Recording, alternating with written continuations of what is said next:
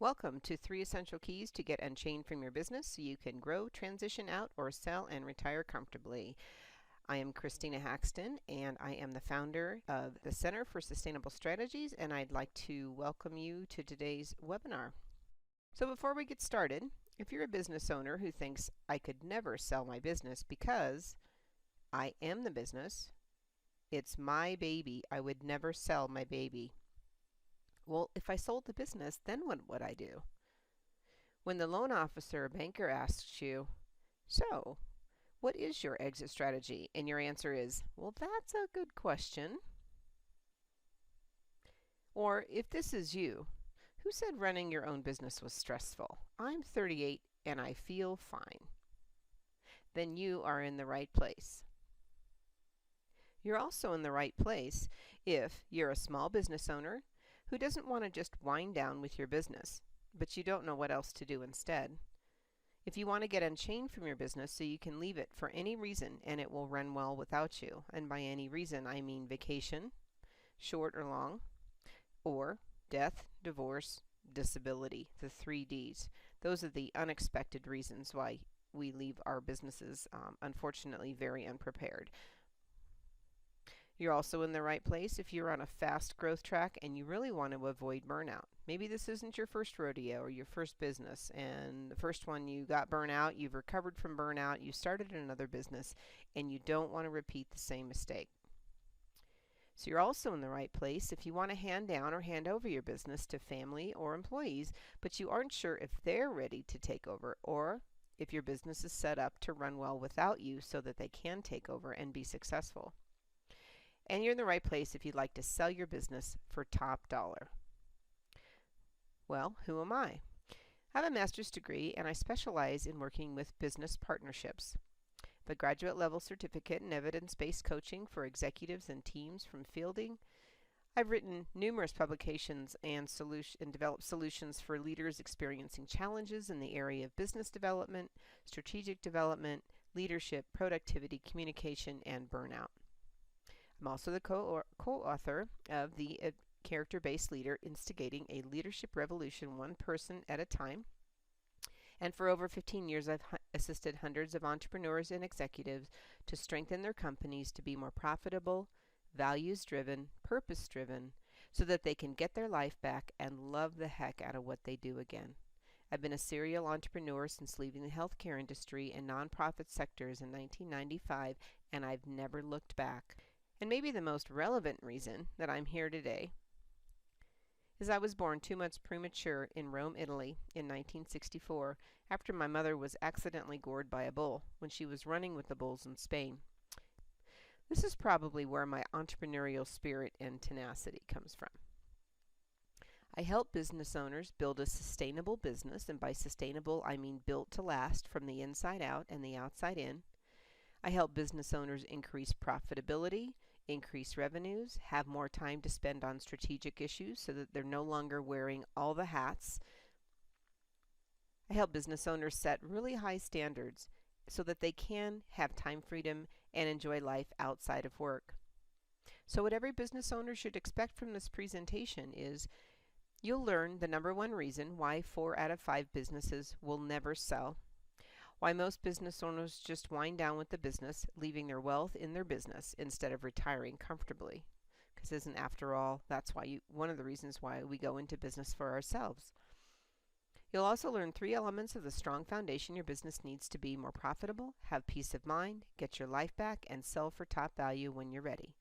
You will take away practical tools and resources you can use immediately to avoid burning out and hating your business.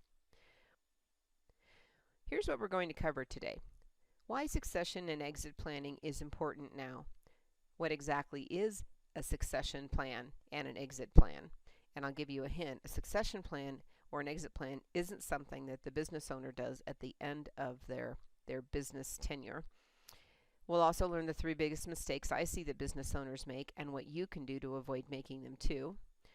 We'll learn what exactly is a succession plan and an exit plan and why you need one, and how your plan will make your business more valuable, attractive, and set up for you for an easy exit, whether it's a planned exit or an unplanned exit.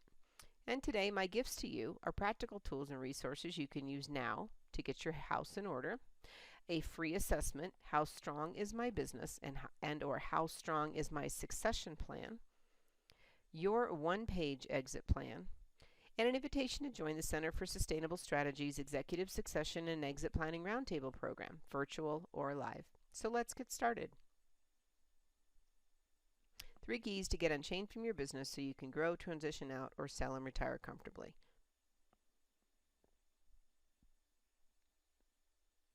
So why did you do it? Why did you go into business for yourself? Time freedom, to make more money, to have more security and some future security, for a great retirement, to leave a legacy to your family, to your children. So what's the problem now? Well, 4 out of 5 businesses listed for sale won't sell. That's 85% of small businesses will not sell. Why is that? Well, here's what I found. Owners overvalue their business. Businesses can't run without the owner present. So if you leave your business today, can anybody else run it? Sometimes that's not the case because all the processes and everything that gets done in the business is inside the owner's head, and it's not shared with anybody else. Nobody else has been trained, and there's no manual, if you will.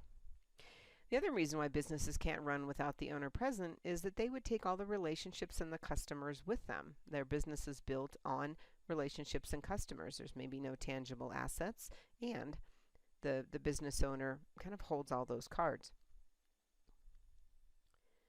So even now there is even more urgency. Baby boomer business owners are selling now, finally. They stayed in the market and stayed in business for a while after 2008, 2009 and recovering, but now they're getting up into their 70s and they want to leave their business. So that means that there are more businesses on the market now. For example, in Denver, in the beginning of the year, there was an article that I read out of the Denver Business Journal that said that there were 20% more listings for businesses for sale, 20% more than there was the year before.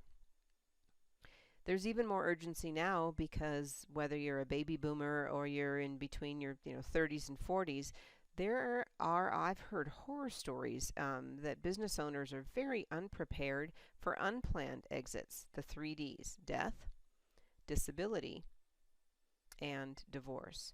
Those are 3 things that we don't expect, and they happen suddenly. And I can't tell you how many horror stories I've heard where there was no buy-sell agreement in place for partners who were in business. There was a divorce. There was an unexpected death, and with no provisions for family members or employees or anybody else to take over the business. The other reason there's more urgency now to begin to think about your exit, even if you're not ready to sell your business in 3, 5, or 10 years. Harvard Business Review did a great article called The Dark Side of Retirement. And when I work with business owners to plan their exit from the beginning, oftentimes, not necessarily right in the beginning, but maybe in the last third of our work together, we'll really start looking at what's next. When our identity is so tied to our business and our title, subconsciously, we're not going to want to let go of that. And if we don't create another identity that we're moving toward or looking forward to, or another purpose or another mission, we will hold on to our businesses, i.e. our identity, our roles, how we get our needs met, how we feel fulfilled and satisfied, i.e. in that business. We'll hold on to it with white knuckles. So subconsciously, that's actually one of the very most important aspects of being a business owner that most business owners do not plan for. 50%. Bo Burlingham wrote a book called Small Giants about companies that chose to stay small and make a huge difference. He also recently did some research that he spoke about at a conference I attended about a month ago about small businesses that sold. And from a financial perspective, these businesses did very, very well when they sold. But when he went back and interviewed the business owners, he asked them, would you consider your exit happy or not? Half the business owners, he said, did not describe their exit as happy, despite the fact of it being very lucrative. And when asked what that was about, the business owners said that it was about the relationships that they left. It was about the employees that they left. They didn't really think that the transition would be so difficult. And the process of the sale was, much to their surprise, much more difficult than they ever thought it would be. The other thing this makes me think about is I was talking with a woman whose husband actually is a business broker. And she said that in that last week, prior to the closing of the sale, it's like a real estate transaction, that he is not fit to live with. He's miserable because the buyer and the seller all of a sudden just get to be at odds. And as she was describing it, it almost sounded to me like two people who got married really, really, really quickly, the buyer and the seller, and then were getting divorced. What's your biggest challenge, problem, or frustration when it comes to leaving your business, whether it's for a short period of time or thinking about leaving for a longer period of time, an extended vacation, or when you think about leaving permanently? And I'll bet it has something to do with key number one, which is mindset, or what I also call the inner game. Problems and frustrations for a business owner can be linked back to people problems. That could be other people, or that could be the business owner, him or herself. Many business owners keep their businesses dependent on them due to limiting beliefs. What's a limiting belief? Well, let me make a few statements here, and you can answer this honestly, however you'd like to answer it. Or you can even think about yes, so, or no. Others in the company can do things as well as I can. I feel like I need to be in control of everything that goes on in this company. Everything that leaves my desk must be perfect. I need perfect information before making a decision. I need to step in when things go even slightly wrong. My relationship to my company is like the relationship of a parent to a child. I like the feeling of being needed by my employees. I find work so enjoyable, I don't like leaving the office. I just can't find the people I need to step into leadership roles. I'm afraid of what will happen when I step away from the company. I want to be liked by my employees. I tend to micromanage. I tend to abdicate or walk away, throw my hands up, and let others just figure things out without me. Employees might say that they feel like they have to read my mind. I like being the hero. I get caught up in fighting fires or meeting deadlines at the last minute, otherwise known as procrastination. I do not like opening up or showing weaknesses in front of my employees. I have trouble having tough conversations with other people. One rule in my company, whether spoken or unspoken, is never to make me look bad. In a conflict, I need to win or be right. I need to be the smartest person in the room. Conflict is bad. I often have to get my way by yelling. Employees should be on a need-to-know basis. I am this business. Think about those statements and how you answered yes, so, or no. And if you answered yes or so to any of those statements, you may have a limiting belief that's driving the bus. That's basically also keeping you chained to your business. This is a common one. Say the first one. I can't trust anyone to do this job as well as I can. I need to be the hero. Everything needs to be perfect. Company's my baby. I won't surrender control. So if that's where problems start, the problem being chained to your business, even though it frustrates you, the good news is you can change that. And success begins with your mindset. You can't sell your business if you have a closed mindset or if you answered yes or so to any of those questions, because you will ultimately never be able to leave it. What you may have is a common limiting perception or a belief that gets in the way of exiting your business. The good news is you can change your mindset with ACE. What does ACE stand for? A stands for awareness. First of all, you can't change something unless you're aware of it. And if you answered yes to any of those statements or so, at least now you have an awareness that you have a limiting belief that's getting in your way. C stands for choice. The truth is, once we're aware of something, once we believe something, we can actually choose to continue along that path, and consciously, if not then now subconsciously, but consciously, then we can be aware of it, and we can just either go big or go home and keep doing that, keep believing that, hoping something changes. And I think that's the definition of insanity, right? Or we can make a different choice. We can choose to replace that limiting belief with a different belief. Execution or action. So for example, if we choose to have a different belief, we have to take a different action instead of hope or avoid. For example, and thinking like a CEO. We'll use one way to reframe a limiting belief, using if, then. So for example, if I believe that I can't trust any of my employees to get the job done right, that's the limiting belief.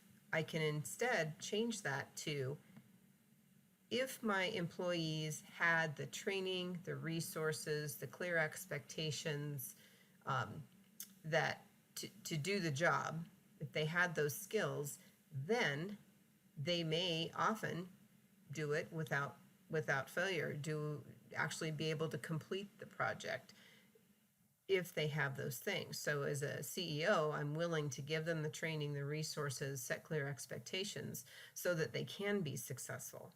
So that if then thinking shifts it from a subjective I can't trust problem to, if this is the case, then here's one small thing I'm willing to do. If I don't believe that they'll do the job right, what's one small thing I'm willing to do, take action to get that to happen? Ability to apply the smallest amount of force to move a very heavy object.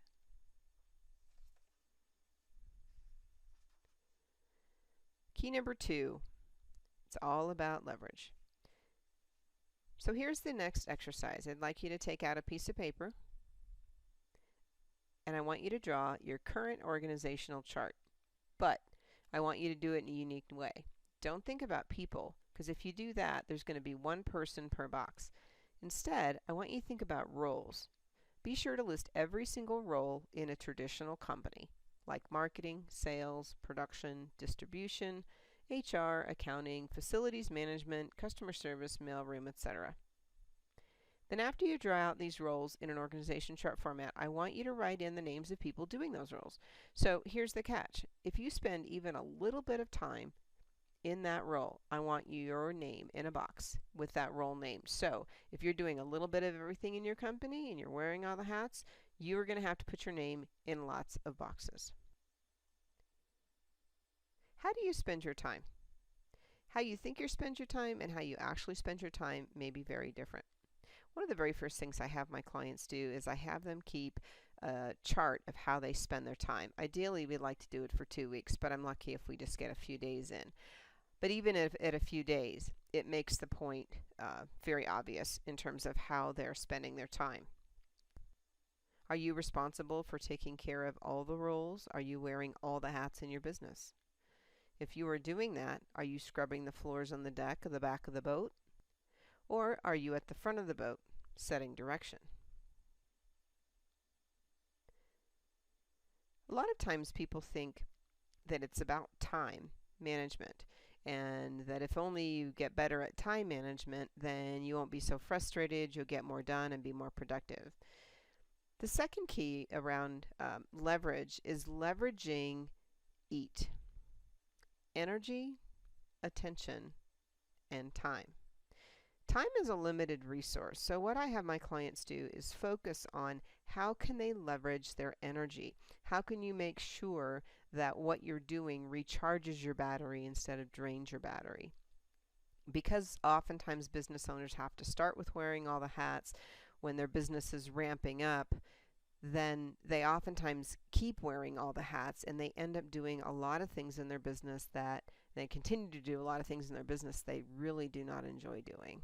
And that actually drains our battery. Our brain is powered by rechargeable batteries. So if we don't do things to recharge our batteries, namely our genius, what we're good at, then our battery gets drained, and that's when I see a lot of people start to lose sight of why they're doing what they're doing. They have no more passion, they're not motivated, they're often frustrated, annoyed, and irritated, and have amnesia for why it is they're in business at all. The second is attention. Where is your attention? If you're spending at least 70% of your attention working on your business instead of in your business, as Michael Gerber describes, then not only will you be thinking like a CEO, your business will be able to grow and be more profitable. And the third thing that we look at is time. How are you spending your time? So we need to leverage EAT to be thinking like a CEO to be more productive so that your business can grow and ultimately you can leave your business. So let's now draw your future organizational chart. So your future organizational chart is because your goal is to be able to get you out of the organizational chart except for where it says CEO. So now let's draw the chart as it could look in 1 to 2 years if you did everything possible to remove yourself from all the boxes that don't say CEO. So when you remove yourself from a box, write down the milestone the company has to reach for you to be willing to get someone else in the role, as well as any other factors required. So for example, if your goal is to get you out of your organization chart in 1 to 2 years, and you say, you know what, the very first thing I need to do is I need to hire a part-time bookkeeper so that I'm not doing all the invoicing for my clients, I'm not ordering all the products for the store, you have to decide if those are the things that are working in your business that keep you from working on your business, figuring out what the milestone you need to reach would be, and how much revenue is that generating consistently for six months to 12 months before I can afford to hire even somebody to come in and do this part-time so that I can spend my time working on the business instead of in the business. What other factors might be needed? Maybe I have somebody internally that I need to train, that I can get them on board and working toward that, but they need training and it's going to take some time. So the goal is you as the CEO in 2 to 5 years. So in 2 to 5 years, do it one more time. You take that same piece of paper, you map out your ideal organization chart, one in which your sole role is CEO, and notice how you get there.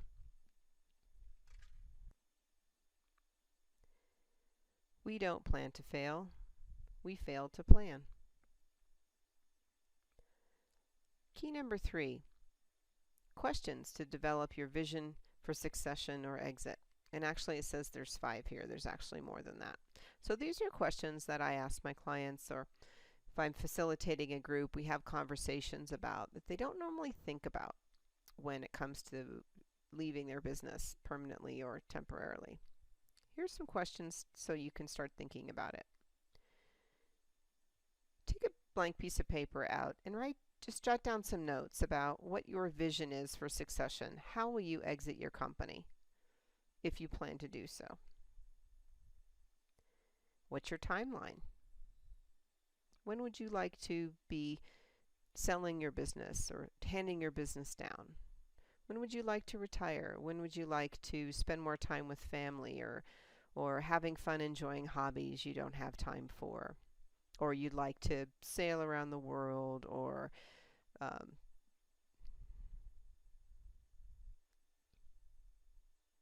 what's your financial goal when you make your transition?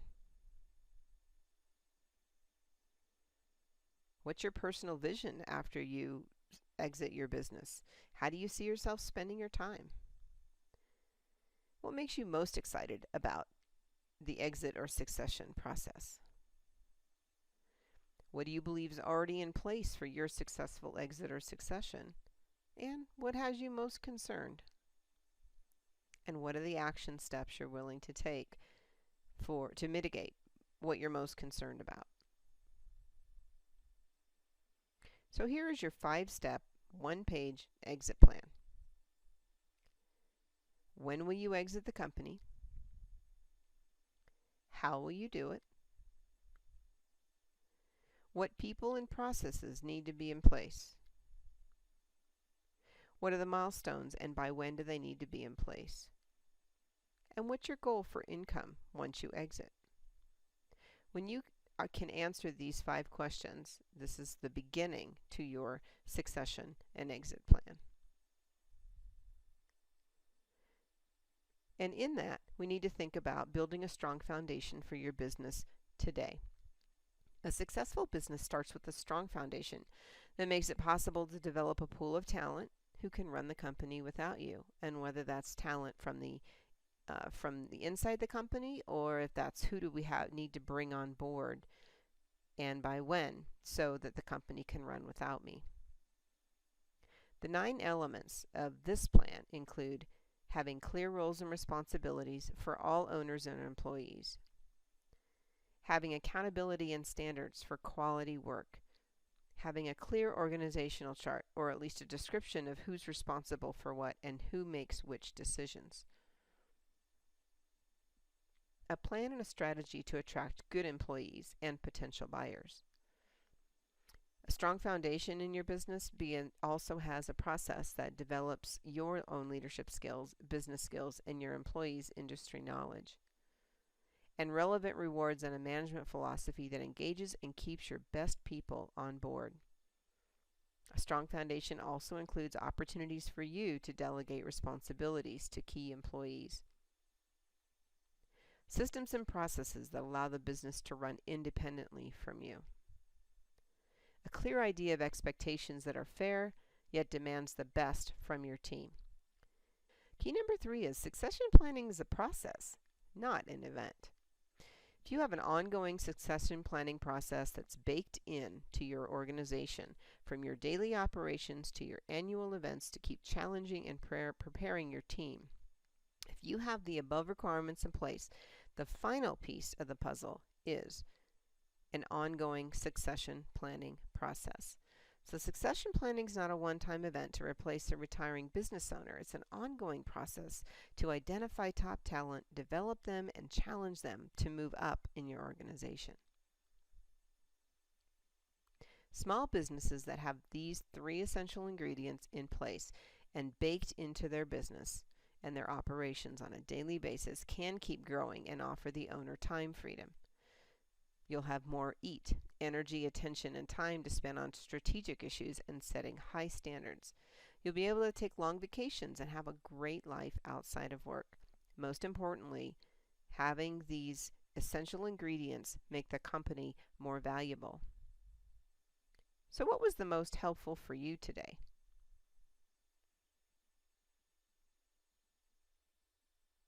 What you've learned today.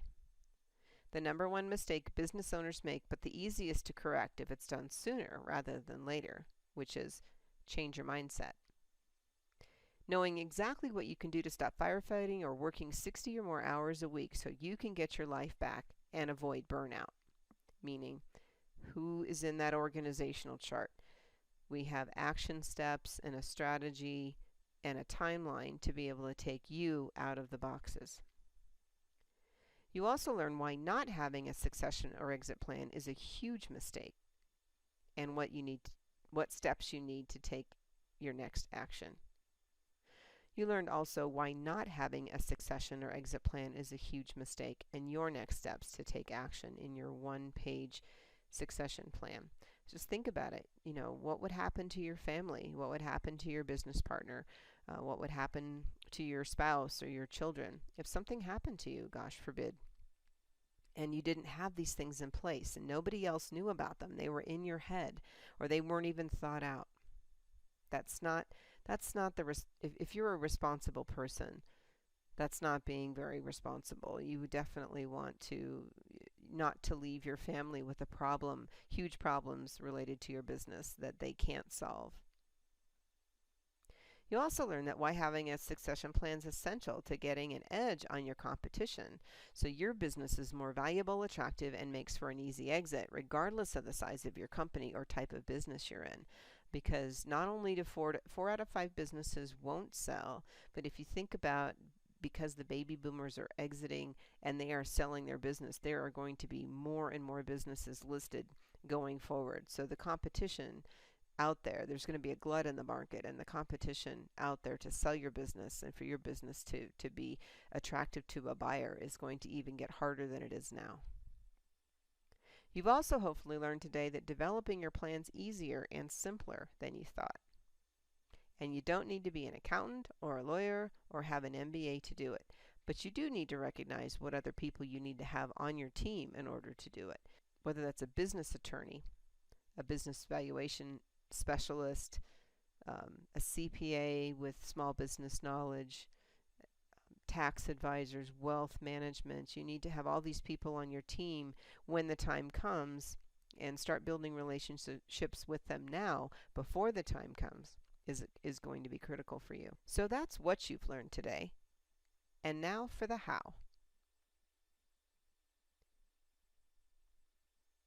I am very excited to announce the Growth, Succession, and Exit Planning for CEOs Roundtable program. This is your how to think like a true CEO, to shift your perception so you can prepare for growth, succession, or exit with ease and peace of mind. This is for you to develop your clear roadmap for sustainable growth, easy succession, and a happy exit. And for you to be able to turn revenue and profit growth into a set it and forget it science.